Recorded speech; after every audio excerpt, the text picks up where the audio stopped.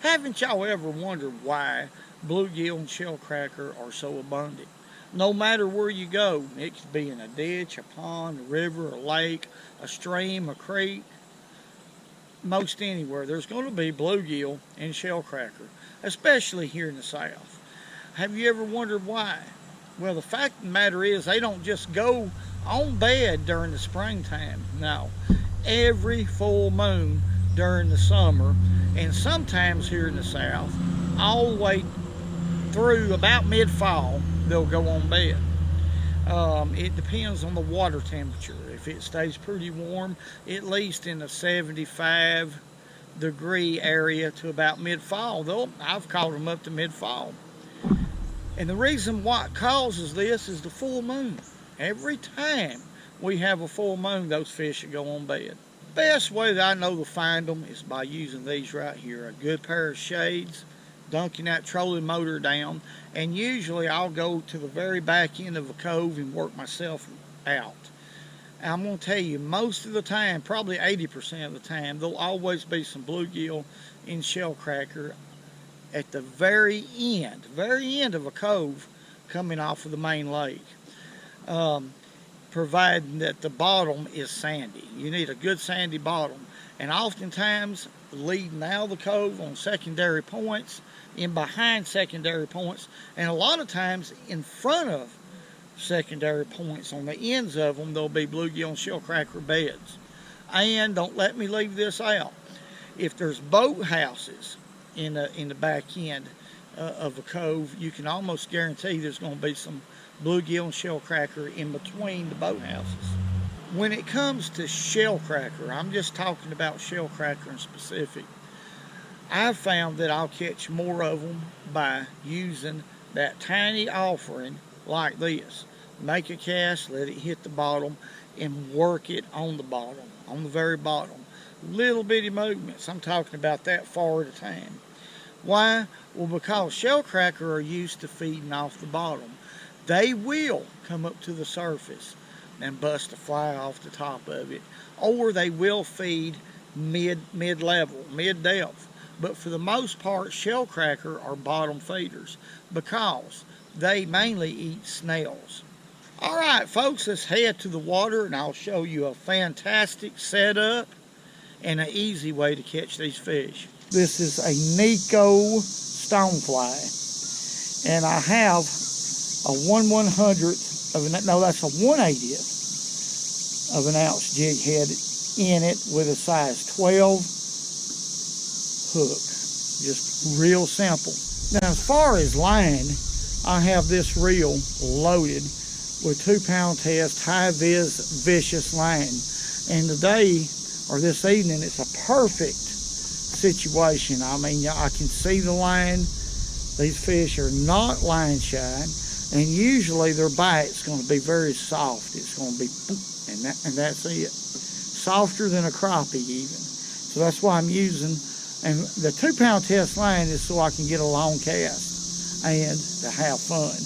Now my rod is a Falcon 6-foot light action Falcon rod, and one of my favorite little reels. This is a little President, Fluger President reel, the smallest one that they make.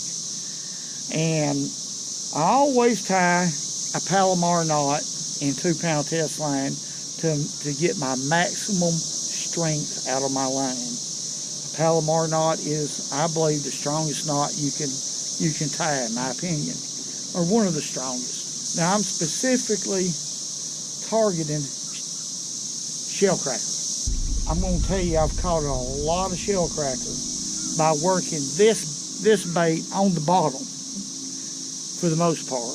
Most of the time you have to work a bait on the bottom for red ears. It's just in their nature to feed on the bottom.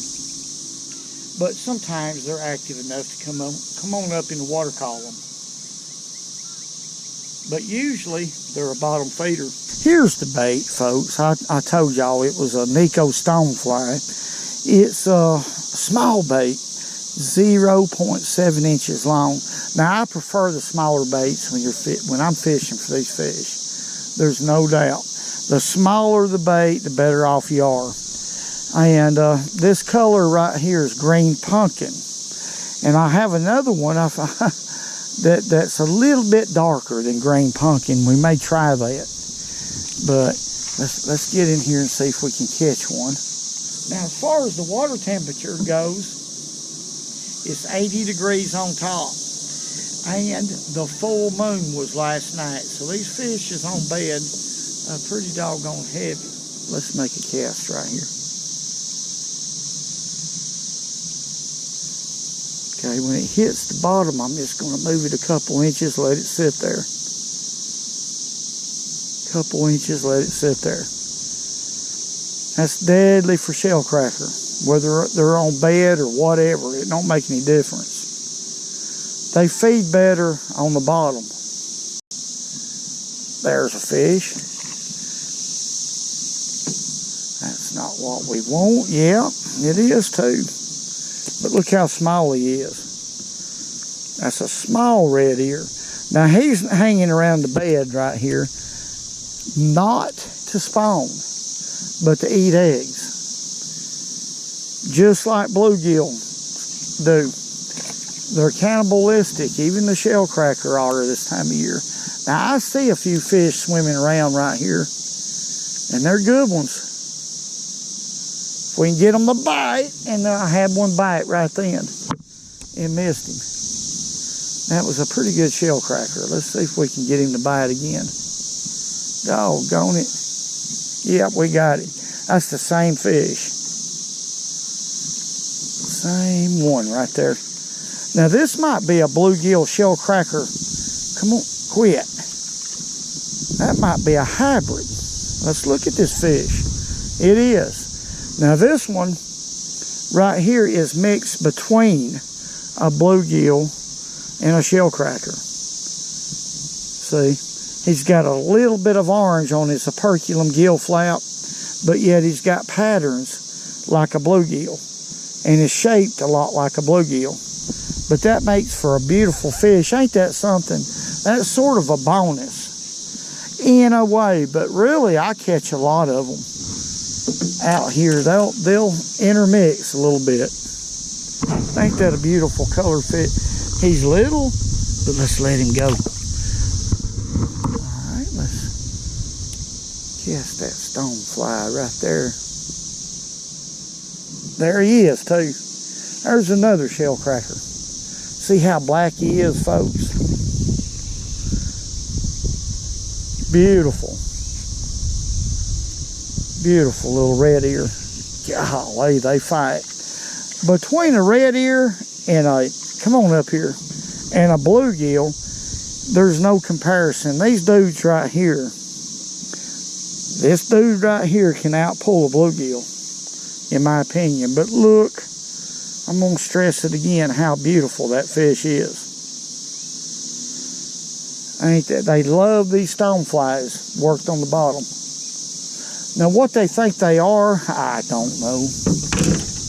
They don't care. It's intrusive to their bed, and they're hungry at the same time, so they're going to pick it up. They're going to eat him. Let's let him go right here. Beautiful. Let's go to this side right here. Beautiful fish. Where you going? There he goes. And he's going back up under the boat to get back on his bed. These fish knows where their bed is, and he's going to go back because he's unhurt. He's not hurt at all, and he's going to complete his spawn. They know exactly what they're doing, folks. There's one. Now that's not a bad one right here. That's not a bad one at all right here. Look at him. Beautiful. In that clear water, it's just beautiful watching those fish fight. And they got a lot of power too. But that ain't a bad one at all. Quit. Come here, you hard pulling thing. I can't tell y'all how hard that fish right there pulled. But now him did. Ain't that pretty? My. That's more like it right there. That sizing up really will put it on you. Quit. don't. But there's something about that stonefly that Nico makes that these fish right here love. Absolutely. Let's put him back right here. Look at him. You can see them red gills just shining. Let's pitch it back out there again. Oh, me. Okay, it's on the bottom. Barely move it. I'm watching for that line to tweak. That high-vis line is a major player oftentimes, especially when you're working a bait on the bottom. These fish, they'll inhale the bait and they'll just stay put. That's how they hit. They're a lot of times, most of the time, really. There's one. Another one. See, I'm letting that bait hit the bottom, if it will. And after you move it a couple of times, well, then these fish will eat it. But his tail is really worn, or this one is. Look at his tail. But see, he's all tore up. That's because the bottom composition right here is mainly pea gravel and hard sand. And they got to dish a place out to lay their eggs. Too bad. But he's about wore his little tail out doing that, you see. All right, going back. But that's what you're looking for, is sandy bottoms, pea gravel type bottoms. That's their preferred. They're just like crappie when it comes to that. Let's just make a short cast right here. Let it hit the bottom. Work it in that bed right there. And there he is. I moved it 2 or 3 times. It's just non-stop action. What y'all are seeing is what's going on. Come on in here. That's a nice one. Ain't a thing in the world wrong with that one. Look at there. That's what I'm talking about. Let's let him go. The bigger fish are definitely biting if you'll let it fall to the bottom. Go on back. But in the winter time, it seems like I catch, I mean, every once in a while I'll find a bed of big ones here on this lake, but in the winter times when I really catch the monster shellcracker. Let me tell you about this bait right here. I've used this bait in about 5 or 6 videos. In each video, I probably average catching over 100 fish, bluegill and shellcracker. And it's like it's brand new out of the pack. That's how tough they are. I've probably caught more fish than that. I don't even know if I can wear it out. Be honest with y'all. That's what you want. All I have to do is just focus on getting bit. You know. That's it. I put a little bit of super glue right in behind the head. Right there, and it holds it fine.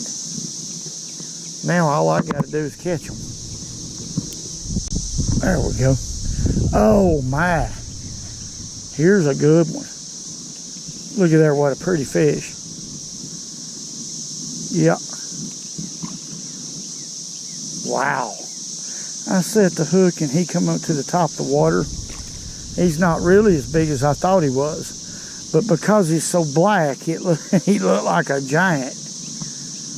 But oh my goodness. I know one thing about years and years of observing red ear sunfish. Let me tell y'all what. You'll catch twice as many fish, okay, when it comes to this species by working it on the bottom. Twice as many. Because, like I've mentioned before, these fish are accustomed to feeding from the bottom. They eat snails, mollusks, They're a lot different than a bluegill. I've mentioned that. The crushers in the back of their throat, they're really a lot different, but there's several in there to be caught.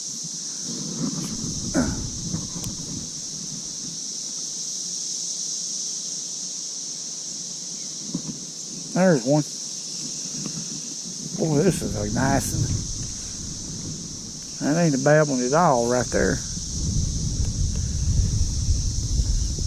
I believe it's a, oh no, get out of there. They'll try to get in that vegetation and get off. Look at there. That's another good one right there. Big old pretty thing.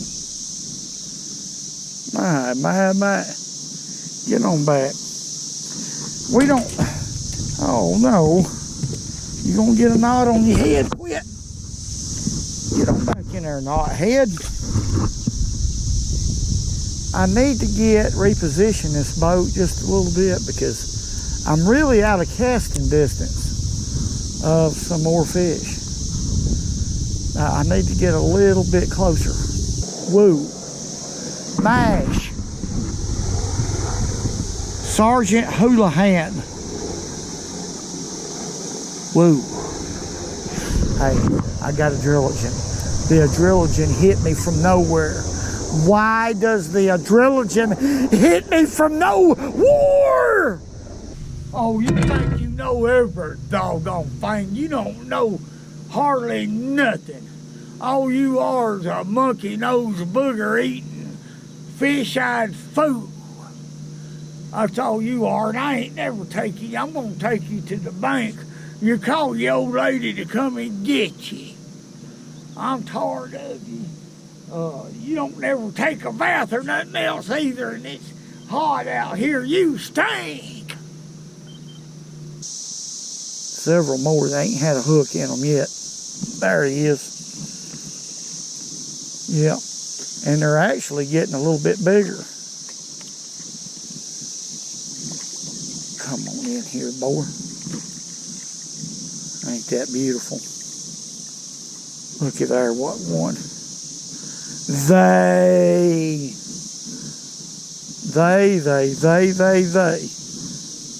These are the luckiest fish that they are. Quit, you don't do that. Dad, blame it. He stuck me like I got 3 holes in my hand right now, folks. You were lucky that I'm not hungry. You doggone thing. Let's let him go right here. You're super lucky. Golly. You talking about putting it on me. Now he did. See? All right, look. Y'all look. 1, 2, 3. I was right. He worked on me right there. He was the bad boy. There, golly. All right, folks, let's analyze what we've done today, and I'm going to simplify it in a simple way because I'm a simple person. Bluegill and shellcracker here on the southern lakes. Every lake I've ever fished here in the south act the same. They'll either bed together or very close together, or there'll be beds, individual beds like bluegills here, shellcrackers here. But they like the same type of areas to bed in, even though they're totally different species. But if you want to target, say, shellcracker by using an artificial, then you're better off, instead of working the bait up towards the top of the water column or midway, you're better off by far to let the bait hit the bottom and work the bait on the bottom. Just by you doing that, you're fishing for red ears, and because their nature is to feed on the bottom for the most part. Okay, for the most part. I want to say, God bless each and every one of y'all. Thank y'all for all the great comments. Everything y'all do is more than appreciated. Thank y'all very much for listening to my opinions. And they are just opinions. Remember, when it comes to fishing, fishing is a very opinionated sport, and it always will be, because we don't know near as much as what we think we do when it comes to the sport of fishing. Hey, man, God bless each and every one of y'all. Hey, Lou, the adrilligen. Adrilligen is bad. Woo! I've been holding it back, this good old adrilligen. Woo! I've been holding back this good old adrilligen. Ah!